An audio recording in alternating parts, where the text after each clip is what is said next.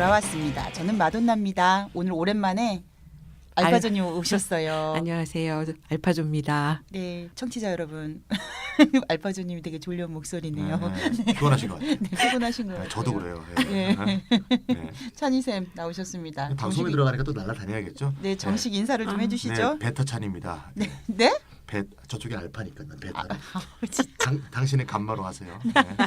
저 감마 마돈나? 미안합니다. 감마돈나? 아재 개그가 요새 자꾸 뛰어나네. 아랑곳하지 않고 네. 진행을 해야 되는데 네. 자꾸 아재 개그에 네. 엮여가지고. 자, 알파조님 오늘 어떤 주제 가지고 나오셨어요?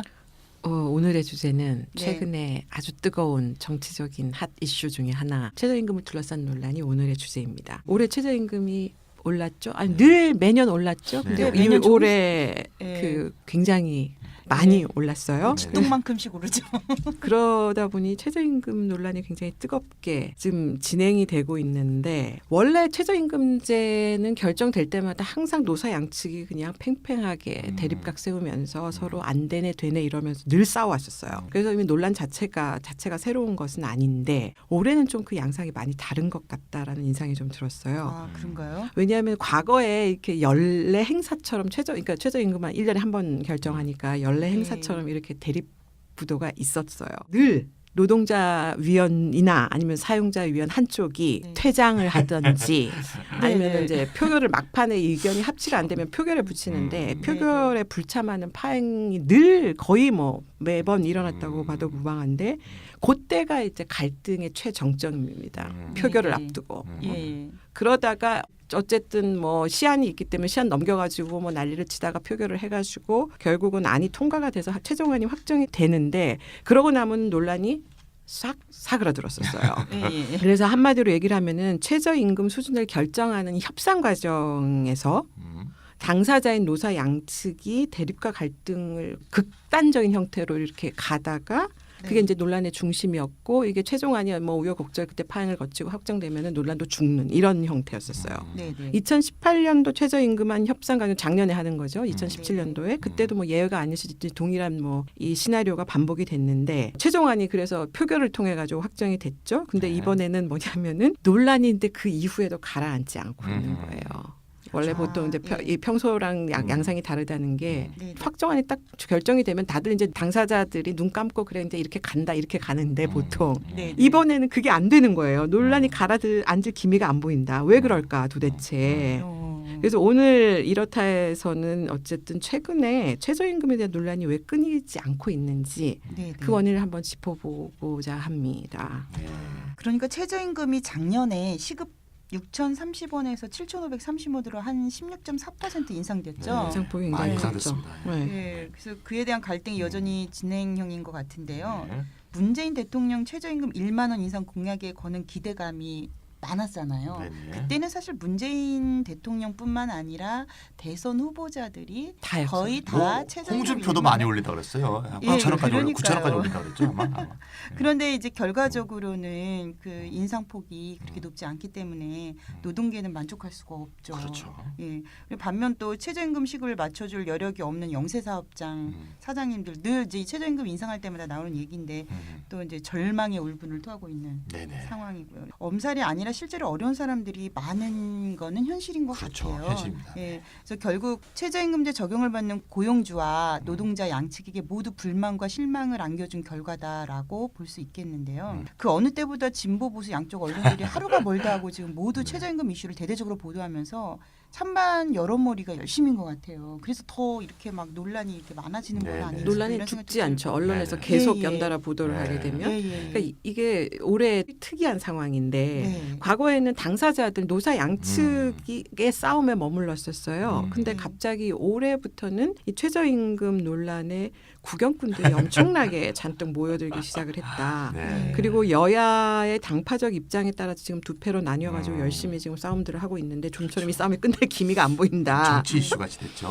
그렇죠. 맞아요. 그래서 최저임금 네. 이슈가 예전에는 당사자들끼리 치고받고 하는 싸움에서 네, 이제는 정파적인 논쟁거리의 하나로 네. 부상을 한 것 같아 네네. 보입니다. 맞습니다. 그래서 이걸 이제 어떻게 해석을 해야 될까? 그러니까 최저임금 이슈가 이전에는 당사자들만 뭐 내부에서 쏙닥쏙닥하는 거였다면, 복작복작하는 네네. 거였다면, 지금은 이제 관심이 확 확대됐으니 이게 분명히 뭐 나쁜 건 아니다.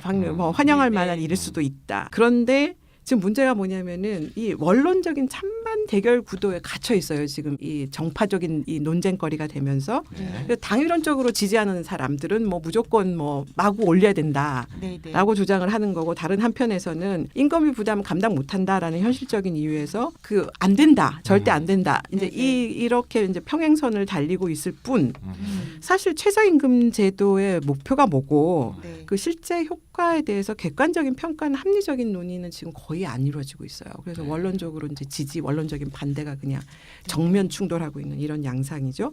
그런데다가 보수 언론인 조중동이 작정하고 최저임금 이 문제를 문재인 정부의 약한 고리로 그렇죠. 잡아가지고 지금 집중 타격을 하고 있는 정치 공세 일종. 정치 공세를 엄청나게 몰아붙이고 있죠. 나중에 좀 더 얘기를 해보겠지만은 지금 밑바닥 현장은 진짜 열악하잖아요. 맞습니다. 거기에서 지금 막 아우성들이 나오는 거예요. 이게 너무 우리 감당 못한다, 인건비 부담. 이제 이것에 대한 우려가 실질적으로 우리가 무시할 수 없어요. 이게 단순히 근거 없는 엄살은 분명히 아니고 이 보수 언론들이 바로 이 열악한 현장의 이 하소연들을 자기 것인 양 공격의 무기로 삼아가지고 지금 문재인 정부를 갖다가 지금 코너로 몰아넣고 있죠. 근데 평소에는 사회적 약자들이나 그들의 고통을 아무 관심이 없었죠. 이 보수 언론들이 철저하게 무시하고 최저임금 문제에 대해서 그러던 보수 언론들이 지금은 마치 최저임금의 약자들의 대변인인 양 지금 나서고 있는 굉장히 웃기는 상황이 벌어지고 있고, 그 다음에 뭐 이 보수 언론들의 특징인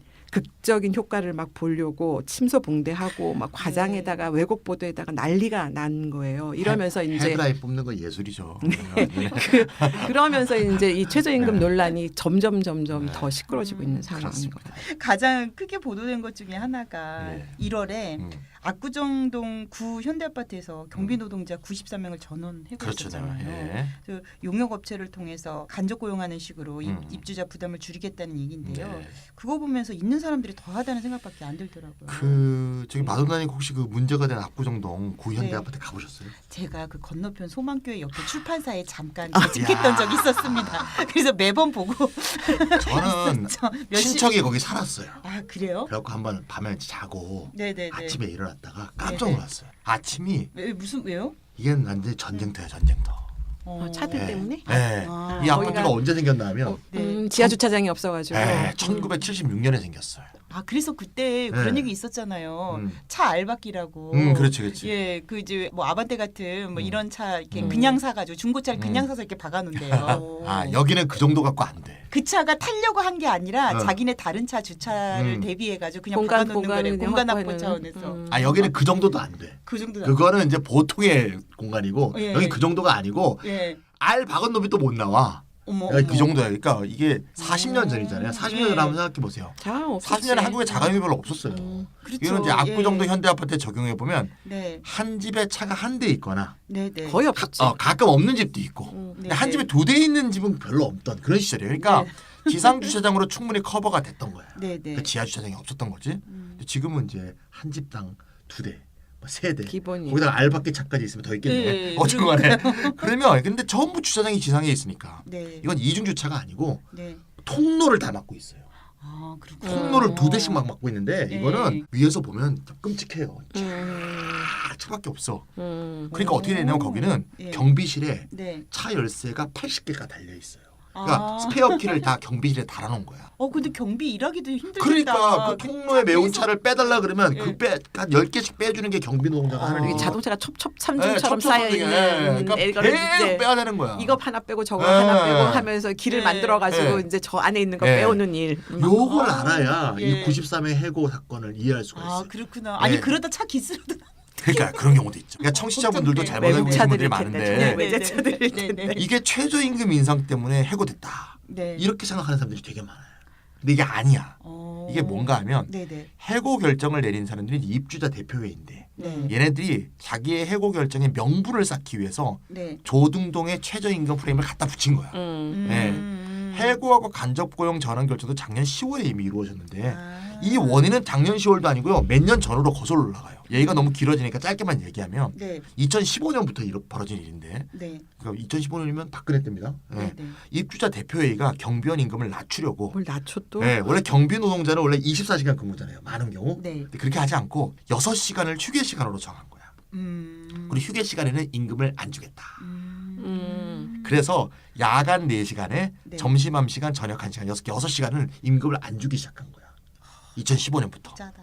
이 입주자 대표회의가. 네, 네. 근데 봐. 이게 점심 먹는다고 이렇게 쉬고 있는데 네. 302동 어떤 남자가 나가서 아저씨 이거 좀 빼주세요. 그럼 예. 밥 먹다가 안 빼줄 수 있어? 그러니까요. 그렇죠. 일을 안 할 수가 없잖아. 그러니까 음. 쉴 새 없이 그 쉬는 시간에도 빼고 넣고 막 이러고 했으니까 그러다 보니까 노동자들이 이게 말이 안 되는 거지. 임금도 안 주는데 일은 계속 해야 되고. 예. 2017년에 작년이죠. 고용노동부에 진정서를 냈어요. 낼만 합니다. 네. 네. 그랬더니 입주자 대표회의가 이거에 대한 보복으로 아. 그러냐? 짠원해. 잘 됐다. 네, 이렇게 된 거. 거기에 이런 내용이 최저임금 있었구나. 프레임을 갖다 붙인 거예요. 오. 네, 그러니까 그래서 제가 이제 그 입주민들 얘기를 좀 들어봤더니 네네. 입주민들 입장에서는 이 노동자 한 명당 한 30몇만 원 늘어나거든요. 네. 그 입주민들한테는 몇만 원밖에 안 늘어나는 거야. 네. 거기 사시는 분들이 몇만 원 그 돈이 아니거든요. 음. 이 사람들도 굉장히 열받는 거야. 음. 입주자 대표회의가 독단적으로 결정해서 네. 주차도 불편해지고 예. 방범 공격도 생기지 않을까. 네, 이게 네. 입주민들이 훨씬 많아진 거야 지금. 그래갖고 아. 이 사태 본질은요. 오히려 아파트 비리야. 아파트 비리. 입주자 오. 대표회의가 비리가 많잖아요. 네, 네, 용어업체하고 그렇죠. 뭔가 블랙 커넥션 이런 리베이트 네, 네, 이런 거 네. 받고 야, 뭐 그런 가지고 그랬겠지. 굉장히 높아요. 그래서 음. 원래 주제가 좀 빗나간 것 같지만 네네. 이 최저임금 인상 얘기 나면 항상 이 얘기가 나오기 때문에 네. 이건 사람들이 좀 제대로 알고 있어야 할 것 같아서 제가 지금 얘기하는 해고됐다 겁니다. 그러던데? 해고됐다가 그중에 몇십 네. 명 빼고는 다시 간접 고용식으로 다시 어. 고용돼서 업무 분장으로 바꾸게 돼. 너는 주차 담당, 네네. 너는 무슨 경비 담당, 뭐 이런 식으로. 어. 그러니까 공백이 생기죠 당연히. 우리나라 아파트 비리 이 문제는 진짜 심각한 문제예요 사실. 그 네. 김부선 씨 생각나네요. 최근에 그 난방 비리. 토지와 자유연구소의 네네. 남기업 씨가 네네. 아파트 대표자회의 대표 회장이 되셨더라고요. 아, 그래요? 그래서 지금 그 아파트를 개혁하고 있는데 그 선거운동부터 아니, 그 장난이 아니더라고. 이게 뭐 좀 네. 주제 좀 벗어난 얘기지만 어쨌든 네. 아니 최근에 네. 제가 만난 어떤 변호사 분이신데 그분이 그러니까 민변의 소속 변호사님인데 네네. 자기가 사는 아파트 이제 입주자 대표회 대표가 된 거예요. 아. 네. 그러면서 이게 지금 협동조합을 하나 만들어 가지고 아. 이 훈련을 시키는 거예요. 아, 이 그렇지. 아파트 비리 이 문제를 아. 해결을 하려고 그렇지. 입주자 대표자가 되는 사람들을 후보자들을 네. 모아서 네. 협동조합을 만들어서 그렇게 해야 될 문제예요. 실제로 그런 식으로 개입하지 않으면 네. 진짜 이 진짜. 어마어마한 이 비리들이 네, 그런 입주자 사람들도 회의, 있더라고요. 동대표, 분여자회의 뭐 복잡합니다. 하다못해 네. 공공임대도 그런데요. 예, 뭐. 나중에 그거 한번 다뤄봅시다. 그리고 따로 네. 진짜 그 얘기 좀 해봐야 네. 되겠어요. 할 말 네. 많습니다. 아, 네. 사실 그동안 저는 음. 이 압구정 현대아파트 관련해가지고 다 음. 최저임금 문제라고 생각을 했었거든요. 네네. 근데 이게 다 결국은 보수 언론들이 그러니까 왜곡보도한 다 거예요. 갖다 붙이는 거예요. 야, 최저임금 문제로. 정말 네. 차 선생님이 네. 중요한 팩트를 잘 지적해 주신 것 같아요. 근데 이렇게 최저임금 인상을 둘러싸고 팩트 조작까지 일어나는 상황이니 이 오늘은 최저임금의 이모저모에 대해서 좀 제대로 알아보는 시간이 됐으면 네네. 좋겠어요. 마더님 네. 우리나라 최저임금제가 언제 시작된지 아세요? 모르겠어요. 네. 언제지? 한 김대중 정부? 아니, 네, 뭐 김영삼 대충 정부인가? 맞았습니다. 예. 네네. 이 전쟁이 끝난 네. 53년도에 근로기준법이 생겼어요. 네네. 그때 근로기준법에 최저임금제 규정이 처음 들어갔고 네. 근데 실시는 안 됐답니다. 그러다가 실시가 된 거는 네. 1988년 노태우 정부네요. 네. 88년 1월 1일부터 시행되기 시작했다고 합니다. 저는 근로기준법이 1953년에 만들어진 것도 처음 그것도 알았네요. 전쟁의 결과죠. 예. 그렇구나. 네. 이게 1988년부터 시행됐다면 최근에 영화 1987에도 나왔지만 이것도 1987년도에 민주화 운동 결과물이라고 볼 수 있을까요? 알파주님 그럼 그 사이에 53년에서 87년까지는 사실상 최저임금 제도가 없었다 이렇게 봐도 되겠네요. 그 전에도 없었고 53년 이전에도 그 전에도 없었고 없었고. 당연히 네. 네, 53년에 이제 근로기준법에 최저임금 규정은 들어갔는데 네. 법에 규정만 들어가면 안 돼. 어떻게 시행해야 되는지에 시행령이 대한 나와야 되죠. 구체적인 방법론이 시행령이든 어떤 식으로든 나와야 되는데 그걸 규정을 안 만들어 놨어요. 예. 그러면 법조문은 있는데 사실 아무 소용이 없는 거고 예. 이때는 법은 만들어졌는데 우리 한국이 지금 최저임금 할 만한 여력이 없다. 이제 그런 상황에서 아예 이제 준비를 그냥 법 조문만 만들 아무것도 안 하고 있었던 거죠. 네, 네. 그래서 그냥 종이장에 불과했다. 그러다가 저임금 문제가 너무 심각하니까 네. 근데 법을 만들어 만들어가지고 이거를 이제 강제로 시행할 수는 없고 네. 70년대 중반에는 정부가 행정지도를 해가지고 소위 행정지도라는 건 그냥 겁박하는 거거든요. 그러니까 올려라. 정부가 그냥 법도 없고 정책도 없는 네. 제도적으로 마련된 건 권고 차원 없었는데 정도예요? 뭐 권고가 아니라 겁박이지. 이때는 박정희 정권 시절이잖아요. 네. 박정희 정권이 그러게요. 권고하면 그건 겁박이지. 직접 이제 뭐 네네. 공무원 조직 동원을 해가지고 뭐 기업들한테 임금 좀 올려라. 뭐 이제 이런 식으로까지 기업을 압박하는 일도 있었다고 하는데 법이 만들어진 최저임금법이라는 별개의 법이 만들어진 것은 1986년이었습니다. 12월 31일 날 최저임금법이 국회에서 통과를 합니다. 그 최저임금법을 보면 구체적으로 최저임금을 어떻게 실행할 건지 뭐 최저임금위원회를 구성한다. 이런 내용들이 있잖아요. 그리고 이 위원회는 누구누구로 위원을 만든다라든지 역할은 뭐라든지 이런 것들을 다 담은 네. 법이 최저임금법이에요. 네. 그래서 그게 1986년 10월 30일 날 국회를 통과했고 1년 정도의 이제 준비 기간을 거쳐서 1988년 1월 1일부터 시행이 되고 있는 중이죠. 그러면서 이제 우리가 87년에 이 어마어마한 민주화의 물결을 거치고 그 성과로 탄생한 헌법이 있지 않습니까? 네. 헌법 제32조 1항에 이 최저임금제 규정이 들어가요. 국가는 법률이 정하는 바에 의하여 최저임금제를 시행하여야 한다. 이제 이게 들어가면서 1988년 1월부터 이게 이제 헌법적 규정으로 되고 이제 1988 1월 1일부터 시행이 됐죠. 우리나라의 경우에는 일단 최저임금에 관한 헌법 조항이 있고 그렇죠. 그다음에 최저임금법이라는 별도의 법제가 존재를 하는 상황이고 네. 그러면 최저임금제라는 게 뭐냐면은 국가가 노사 간의 임금 결정 과정에 직접 개입하는 그렇죠. 거예요. 그래서 임금의 최저 수준을 정하는 거죠. 법에 의해서. 그래서 사용자에게 이 수준의 이상의 임금을 지급하도록 법으로 강제하는 것입니다. 그렇습니다. 그래서 저임금의 근로자를 보호하는 제도다라고 이제 이렇게들 얘기를 하죠. 이게 이제 기본적인 개념 정의입니다. 왜냐하면 노동시장을 당사자 간의 자율적 결정에 맡겨두면 어떤 일이 벌어질까? 이게 하향 경쟁이 일어날 거라고 생각을 하는 그렇죠. 거예요. 네. 이제 그걸 막기 위해서 정부가 시장을 강제하는 방식인데 이게 약간 행정 지도가 아니라 법률에 의해서 이제 구속력이 불가피하다. 이런 이제 관점에서 이런 접근을 해서 이제 최저임금법을 법으로 규제를 하는 것이죠. 그럼 알파조님 말씀대로라면 최저임금제라는 것이 시장 외부에서 법으로 강제하는 형식이다라는 그쵸. 것이잖아요. 결국 한국의 최저임금제의 의미를 이해하려면 최저임금법에 명시된 최저임금의 개념 정의를 먼저 살펴보는 것이 좋을 것 같아요. 어떻게 개념 정의가 되어 있어요? 그 법률적 개념 정의하고요. 네. 그러니까 법에 명시된 개념 정의하고 법률의 개념 정의라면 이건 정책을 위한 거예요. 네. 그래서 이 법률상의 개념 정의와 학문적 논의에 있어서의 개념 정의는 좀 차이가 있습니다. 그러니까 우리가 법률적인 개념은 정책을 하기 위한 기준이 있어야 되기 때문에 그거 그 목적으로 만든 개념이고 학계에서는 그거랑 전혀 다른 차원에서 논의를 할 수가 있죠. 그 점에서는 학문적 개념하고 법률적 개념은 좀 차이가 있다라는 걸 먼저 전제로 하고 그럼 우리나라 최저임금법에 보면 보통 제1조에 이제 그 개념 저희가 나오거든요. 목적이랑.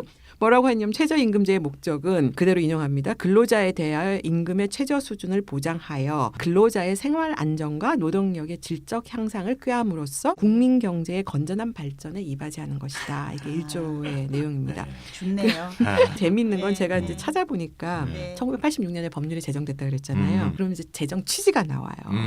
근데 거기 1조를 보면은 뭐라고 들어가 있냐면 저임금 근로자의 생활 안정을 도모하여 노동력의 원활한 재생산과 질적 향상을 기하고라는 말이 있어요. 네. 이게 현행 헌법에는 없는 개념이 노동력의 원활한 문장에서 재생산이 없네요 네, 지금은. 네. 초기에는 노동력의 원활한 재생산이라는 게 들어가 있죠. 이 표현이 그게 무슨 말이냐면 제가 생각을 해봤죠. 이게 뭐냐면 노동 착취가 워낙 심해가지고 네. 노동력의 재생산이 안 될 그렇죠. 정도로 네, 네. 심각했던 상황을 보여주는 거다 이때가. 뭐 그런 생각을 좀 들었었어요. 그러다가 이제 이게 왜 정부가 심지어는 박정희 정부가 개입해서 최저임금을 좀 올려라라고 네. 얘기를 했던 게 네. 재생산 자체가 안 되는 이런 험악한 시절이었다는 거죠. 되게 슬프다. 슬픈 얘기죠. 막 쥐어짜고 착취하니까 노동력이 재생산이 안 될 만큼 이게 좀 노동자들이 다 정신적으로나 육체적으로 피폐해졌다 이런 얘기잖아요. 그렇죠. 야, 그 노동력 재생산. 그러니까 다시 말해서 최소한 계속 일하게 하려면 최저임금은 줘야 되겠다. 뭐 이랬던 거죠. 그렇죠. 그렇게 생각할 수 있죠. 네. 아, 그 내용이 이제 법 취지에 이렇게 명시가 되어 있는 것이고 네. 법에는 이렇게만 나와 있어요. 일단 개념 규정은 이제 목적이라고 하는 1조에 나와 있는데 그럼 최저임금의 효과는 무엇일까? 여기서 아주 네네. 추상적으로 표현하지 않았습니까? 그 노동력의 질적 향상, 그다음에 근로자의 생활 안정 이제 이렇게 나와 있는데 그럼 최저임금위원회가 제시하고 있는 최저임금의 효과를 한번 들여다보자. 그 최저임금위원회라고요? 예, 최저임금위원회는 이제 네네. 정부기관인데요. 네네. 예, 최저임금법 12조에 근거해서 법에 의해서 설치된 만들어진 예, 거죠. 고용노동부 소속기관이에요. 네. 그래서 최저임금에 관한 심의, 최저임금에 대한 중요한 사항을 다 심의하는 그런 기관이다 이렇게 보시면 되겠습니다. 아, 그럼 정부기관이에요? 네, 그렇습니다. 거기 예, 아까 예. 말씀드린 사용자 위원 들어와 있고 네. 노동계에서 위원 들어와 있고 예. 그다음에 이제 정부 추천 인사가 이렇게 그렇죠. 삼 네, 네. 부분으로 삼자. 구성이 돼 있죠. 예. 그래서 두 사람 이 양쪽이 막 싸우면은 최종적으로 표결을 하면 한쪽이 나가버리면은 정부 쪽 위원이 네. 이제 몰아주는 때에 따라서 표결을 어. 하게 되니까 누구한테 힘을 실어주냐에 따라서 이제 최종안이 결정되는 거예요. 네, 근데 네, 지금 네. 보수 정권에서는 당연히 정부 쪽 위원들이 누구 건 밀어줬겠어요. 사용자 측을 밀어준 네, 거고 네, 네. 이번 문재인 정권 네. 들어서는 이번 최종안이 이 정부 네. 쪽 위원들이 노동계 안을 밀어준 거예요. 어쨌든 이런 상황인데 최저임금위원회 네. 홈페이지를 그대로 인용을 해서 네. 최저임금제가 실시되면 어떤 효과가 있을까? 다음과 같은 효과가 있다라고 지금 쓰고 있습니다. 네. 첫 번째, 저임금 해소로 임금 격차가 완화되고 소득 분배 개선에 기여할 것이다. 네, 네. 두 번째, 네. 근로자에게 일정한 수준의 생계를 보장해 줌으로써 근로자의 생활을 안정시키고 근로자의 사기를 올려주어 노동 생산성이 향상될 것이다. 네, 네. 마지막으로 저임금을 바탕으로 한 경쟁 방식을 지향하고 적정한 임금을 지급하도록 하여 공정한 경쟁을 촉진하고 경영 합리화를 기할 수 있을 것이다. 이렇게 쓰고 있어요. 어마어마하죠. 네. 어마어마한 제도입니다. 이게. 노동자에게도 좋고 기업에도 고용주에게도 좋네요. 좋네요. 예, 경영 예. 합리화를 예, 기하기 때문에. 그러니까. 이 경영 합리화가 좀 무서운 말일 수도 예. 있어요. 이게 뭐냐면 생산성이 올라가는 건 뭐 이 사용자 측에서도 환영할 만한 일이고 이 경영 합리화라는 말은 구조조정하겠다라는 의미라고 보셔도 돼요. 아, 그러니까 그래서 이게 좀비 기업이야. 도저히 매출이 안 나와서 문을 네. 닫아야 되는 기업인데 노동자들 착취해가지고 저임금으로 지탱하는 이런 기업들이 있을 수 있잖아요. 네, 네. 이런 기업들은 시장에서 퇴출이 되는 게 한계 맞다. 기업은 구축하라 이거예요. 그러니까 한계 기업들, 소위 말하는 한계 기업들, 네, 좀비 네, 네. 기업들은 네. 시장에서 퇴출돼야 되는데 어. 이 저임금, 그러니까 최저임금 제도가 그런 음. 효과도 낼 수 있다는 경영 합리화는 사실은 이제 한계 얘기죠. 기업 퇴출용이라고도 볼 수가 있어요. 음. 어쨌든 이것만 되면은 우리나라 이 사회 양극화 문제 없어질 것 같은 네, 느낌? 네. 굉장히 엄청난 제도처럼 들리는데 이 선전은 이렇게 하지만 사실 현실에서 그런 효과가 있느냐 좀 웃기지 않아요? 좀 이 효과 그 선전은 정말 그 기가 막히게 했지만 노동 빈곤이라 워킹 푸어라고 하잖아요. 아무리 네. 일을 해도 빈곤을 벗어나지 못하는 예. 그렇죠. 이 워킹 푸어의 문제를 정말 이 최저임금제로 해소할 수 있는 거냐? 이걸 우리가 좀 진지하게 정말 물어볼 필요가 있다. 그래서 여기서 선전하는 대로 네. 노동자의 생활이 안정되고 시장 소득의 양극화가 실제로 줄어들고 있는지 따져볼 필요는 있는 거죠.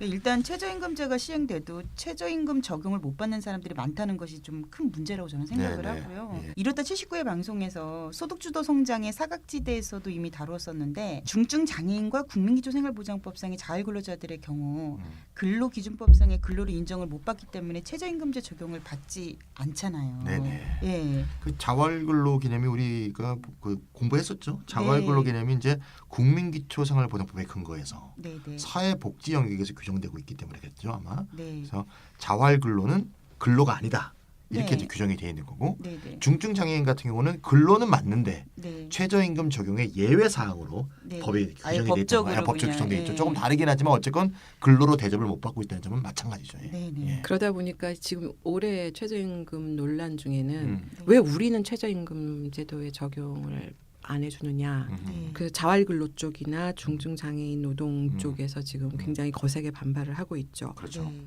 사실은 이쪽이 가장 열악한 그렇죠. 최악의 근로 빈곤층의 그라고 볼 수 있는데 맞습니다. 맞아요. 실제로 이 문제에 대해서는 최저임금제는 내일 아니야라고 그렇죠. 지금 눈을 감아버린 상태죠. 네. 그 때문에 그 최저임금제 완전한 사각지대에 있는 이 최하위 근로 빈곤층들 사이에서는 이 최저임금제가 정말 누구를 위한 거냐, 무엇을 위한 최저임금제냐라는 분노와 절망이 터져나오는 건 너무나 당연하다. 이 사람들 입장에서는 최저임금 적용 대상에 자신의 임금 노동을 좀 포함시켜 달라 이걸 네. 요구할 수밖에 없고 이게 최저임금 한쪽에서 올라가는데 네. 자신들은 배제가 돼 있는 상태에서 그렇습니다. 장애인과 비장애인 간의 최저임금 격차는 점점 벌어질 거 아니에요. 그렇죠. 네. 거기를 이제 이 격차 해소를 요구하면서 지금 외로운 투쟁을 벌이고 있는 네. 중이죠. 우리 저기 이렇다 79회 출연하셨죠. 정다운 네, 씨. 네. 네, 네. 정다운 씨가 이제 전국 장애인 차별 철폐연대 정책실장이시잖아요. 네. 전 장애인이 이제 농성을 시작한 게 11월 21일입니다. 네. 그때 이제 맞습니다. 지금 서울 중구에 가면 이제 지나가시다 보면 보이실 거예요. 네. 큰 플래카드 걸려 있거든요. 네, 네. 한국 장애인 고용공단 서울지사. 그래서 이제 무기한 점거 농성에 돌입했고 네. 지금 70일이 넘었는데 네, 계속되고 있습니다. 저도 그래서 저번에 다녀왔습니다. 네네 봤습니다. 네. 예. 네. 그래서 전 장애인이 제기한 그 핵심 내용이 문재인 정부가 중점적으로 추진하고 있는 이 국민 일자리 정책에 네. 장애인이 서 있는 자리가 없다는 거죠. 내용이 없다는 거죠. 음. 그래서 지금 요구 조건이 3개인데 가장 중요한 게 네. 중증 장애인의 노동권 보장을 위해서 첫 번째는 중증 장애인의 공공 일자리 1만 개를 창출하라. 네, 네. 고요. 두 번째는 장애인 최저임금 적용 제외 규정을 폐지하라. 네. 세 번째는 한국 장애인 고용공단 문제 많겠죠. 네. 이거를 개혁하라. 네. 이런 3가지 요구안을 내세워서 네. 정부의 대책 마련을 촉구하고 있으니까 이 청취자분들도 많은 관심을 가져주시고 네, 시간 네. 될 때 한번 응원 방문도 해주시고 네, 그거 네. 좋을 것 같습니다. 더 자세히 알고 싶으신 음. 청취자분들은 이렇다 79회 방송 들으시면 네, 네, 네. 구체적으로 잘 아실 수 있을 네. 것 같아요. 지금 이제 말씀하신 거는 자활근로와 중증장애인들이 최저임금제 사각지대에 있다. 네, 이런 경우를 말씀해 주신 건데 또 이와 반대로 최저임금제가 되건 안 되건 전혀 관심이 없는 노동자들도 있어요. 당연히죠. 네, 뭔 소리야 이거. 최저임금 뭐, 네, 뭐 뭐 오르든지 대기업, 말든지. 대기업이나 공기업에 네, 있는 네, 웬만한 네. 노동자들이야 뭐 우리나라에서 선택받은 사람들이니 네, 네. 최저임금제는 자기랑 아무런 상관이 없는 일이죠. 네네. 네. 그러다 보니 아무 관심 없죠. 그렇다고 해서 세금을 더 올려가지고 자기네들 그 최저임금제 때문에 세금 내라고 하는 사람도 없어요. 맞아요. 네, 어? 네. 그런 상태에서는 남의 집 불구경하듯이 이렇게 팔짱 끼고 멀리 이제 멀찌감치 떨어져가지고 지금 근데 이 중산층, 뭐 중상층에 있는 이쪽 네, 네. 사람들은 감내라 배내라 지금 불난집에 열심히 기름을 퍼붓고 네, 있다고 볼 수가 입장은 있습니다. 많아요. 왜냐하면 그러니까 자신의 이해관계랑은 상관없지만 상관이 없으니까 네. 아까도 말씀드렸던 네. 당위론적으로 지지하네 네, 네. 반대하네 막 네, 네, 그 말이 많은 거죠. 이제 그 말이 많죠. 네. 자기랑 상관없으니 네, 네. 그냥 아무 말이나 해도 상관없는 네. 거예요. 정치 논쟁 비슷하게 돼 있죠 사실. 자기랑 상관없는 이 이념적으로 이데올로기적으로 네. 이런 정파적인 이런 이해관계 때문에 논란이 지금 더 시끄러지고 있다. 그런데 여기서 우리가 한번 최저임금 제도가 갖는 문제, 한계, 약점 이런 것들을 좀 살펴봐야 되지 않는가 싶어요. 왜냐하면 최저임금 제도 자체 기능이 뭔지에 대해서 우리가 한번 곰곰이 생각을 해보면 임금이나 노동 조건이 시장에서 자유로운 경쟁에 맡겨두면 더 나빠질 거라는 거죠. 그렇죠. 이걸 하향 경쟁이라고 본다면 네. 하향 경쟁에 대해서 국가가 개입하는 거잖아요. 사회적으로 저지선을 딱 쳐주는 거예요. 이 최저임금 제도가. 근데 노동 시장의 하향 경쟁을 차단하는 방법에는 여러 가지가 있습니다. 최저임금은 그 중에 하나에 불과한 방법이에요. 그렇죠. 네. 예를 들어서 노동보호법이 강력하면 음. 최저임금제를 별도로 도입해야 될 필요가 전혀 그렇죠. 없습니다. 네. 그러니까 이게 우리가 최저임금제가 노동시장의 그 임금 수준이나 노동 조건의 하향 경쟁을 막기 위한 최저 저지선이라고 한다면 네, 네. 노동보호법이 충분히 강력하면 이거 굳이 필요 없다라는 뜻이다. 그렇죠. 그래서 최저임금제만이 유일한 방법인 줄 알았어요. 보세요. 정말. 네. 스웨덴, 네. 핀란드, 노르웨이, 덴마크 같은 대표적인 복지국가죠. 네네. 복지국가이면서 이 노동권이 강한 나라, 그렇죠. 그다음에 네, 강력한 노동보호법을 갖고 있는 나라들 그런 나라는 최저임금 제도가 없어. 없습니다. 네. 필요가 없기 때문에 네. 이미 노동보호법에서 음. 이미 그런 하향 경쟁 자체를 원천적으로 봉쇄를 해놨기 때문에 최저임금제가 없어요. 아니 네. 그래서 그런 얘기가 있었나? 음. 아 누가 그러더라고요. 없어. 선진국에도 최저임금제도 없어. 근데 왜 최저임금 이렇게 올리는 거야? 막 이런 얘기를 아 그런 했었는데. 사람도 있어요. 그렇게? 네네네. 아. 이게 노동보호라는 관점에서 보면 강력한 노동보호법이 있으면 최저임금제라는 별도의 법을 만들 필요가 없죠. 네. 그래서 이런 이제 노동보호법이 강하고 노동권이 강한 나라들은 없어요. 최저임금제가. 그런데 보면 영국, 미국 같은 나라들 노동보호가 좀 취약한 우리가 신자유주의 좀 모범 국가들 있잖아요. 앵글로 국가들이죠. 앵글로. 이런 네. 나라에는 강력한 노동보호법이 없기 때문에 네. 대신에 노동보호는 강력하게 안 하지만 노동권은 네. 약하지만 최소한의 임금 수준을 보장하는 정도의 차선책 최저임금제가 있죠. 그렇죠. 그런 의미로. 네. 그런 의미가 크다. 그래서 노동보호의 법 제도적 장치로서 최저임금 제도의 중요성은 상대적이라는 걸 좀 우리가 인정할 필요가 있을 것 같아요. 맞습니다. 다시 말해서 최저임금제가 없는 나라라고 해서 선진국이 없는 나라 있죠. 네. 노동보호가 엉망이지 않습니다. 그렇죠. 그 역도 마찬가지로 최저임금제를 시행하는 나라라고 해서 네. 노동보호를 더 잘한다. 이런 식의 도식적인 사고는 하지 말아야 된다. 저는 최저임금 1만 원 시대가 열리면 노동의 문제가 다 해결되는 줄 알았더니 예, 네. 제가 뭘 모르고 하는 얘기였군요. 복지 선진국들은 오히려 최저임금제가 없다는 얘기인데요. 복지 후진국들이 오히려 최저임금제가 그렇죠. 필요한 맞습니다. 이런 상황인 것 같은데 음. 그럼 최저임금제도 없으면 최소한의 임금을 보장할 방법이 없는 나라들 그런 나라들이 이제 그런 오히려 나라도 최저임금제를 있죠. 꼭 해야 되는 그렇죠. 거겠죠. 꼭 해야 되는 어. 나라들이네요. 요건 이제 역사적으로 좀 보면 좀 흥미로울 것 같은데요. 네. 현대적 의미에서 최저임금제가 최초로 법제화된 나라가 어디냐? 뉴질랜드입니다. 뉴질랜드. 아 예, 그래요? 1894년 당시 뉴질랜드 자유당 정부인데요. 19세기. 예, 이 뉴질랜드 자유당 정부 굉장히 유명합니다. 뉴질랜드 최초의 정당 정치를 확립한 그런 정당인데 네. 많은 개혁 입법을 한 것으로 유명하고요. 세계 최초로 여성 참정권이 만들어진 데도 뉴질랜드 맞아요. 이 바로 자유당 정부입니다. 아, 1년 전이었죠. 1893년. 네, 네. 그 뒤에서 이제 호주가 1896년에 최저임금제가 도입됐는데 네. 당시에 이제 뉴질랜드, 호주가 이 19세기 말에 최저임금제를 제일 먼저 도입할 때가 문제가 뭐였냐면 스웨트샵이라는 게 많았어요. 스웨트샵. 뭐 직역하면 땀샵인데 네. 그러니까 땀을 삐질삐질 흘리면서 죽으라고 중노동을 하는데 아. 월급은 정말 쥐꼬리만큼 주는 노동 착취업소를 스웨트샵이라고 했어요. 보통 음. 초저임금으로 여성과 청년을 고용해서 착취를 하는 네, 곳이죠. 네, 네. 이거를 이제 없애고 요거를 이제 좀 싸우기 위해서 최저임금제를 도입한 거죠. 그러니까 최저임금이 아니라 초저임금으로 했던 곳이 그렇죠. 어. 그거를 이제 없애기 위해서 최저임금제가 네. 도입된 거고요. 네, 네. 그리고 이제 영국은 1906년 도입되는데 그때 선거가 어떤 선거였냐면 183석을 갖고 있던 자유당이 네. 갑자기 397석을 얻었어.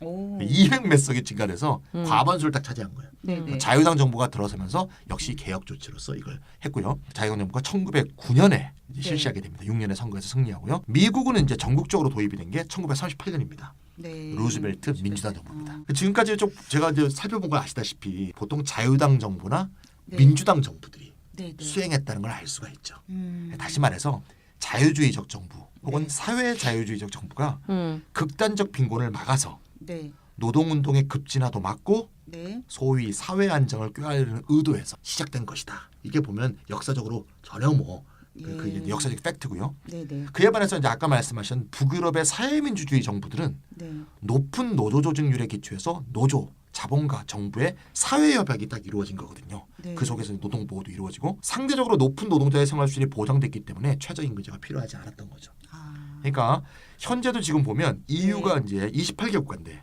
이 중에서 6개 국가가 최저임금제가 없어요. 22개는 있으니까 네네. 아까 선진국은 다 없다던데 그 말도 틀린 말이에요. 그렇지. 그러네. 네. 미국도 있고 영국도 다 선진국에 있는데. 많이 있어요. 많이 근데 이 6개 나라가 없는데 이 6개 나라가 다 사실은 노조가 굉장히 세고 네네. 사회 협약이 잘 돼 있는 나라예요. 네네. 스웨덴, 핀란드, 덴마크, 스위스, 오스트리아, 이탈리아. 네. 이런 나라들이고요. 그래서 간단히 말하면 보수주의 우파는 안 했지만 네. 자유주의 우파 정부에서 주로 최저임금제가 도입이 되었고 음. 삼인주의 좌파 정부에서 오히려 최저임금제가 안 했다. 아, 오히려 요 점을 없다. 정확하게 기억을 하고 있으면 네네네. 이해하실 수 있을 것 같아요. 그러니까 예. 독일도 원래 네. 그 최저임금제가 없었죠. 왜냐하면 그렇죠. 독일도 대표적으로 음. 그 노동권이 강한 강한 나라, 나라죠. 예. 네. 그 노동보호법이 굉장히 강력한 나라에 음. 속했기 때문에 네. 없었죠. 그러다가 독일이 최저임금제를 도입합니다. 2015년도에. 네네. 아, 얼마 안 됐군요. 얼마 안 됐어요. 음. 근데 어쨌든 찬희 쌤이 말씀하셨던 것처럼 최저임금제가 원래 지금 모든 사람들이 요즘에는 최저임금제가 진보 좌파의 네. 어떤 네. 대표 정책처럼 이렇게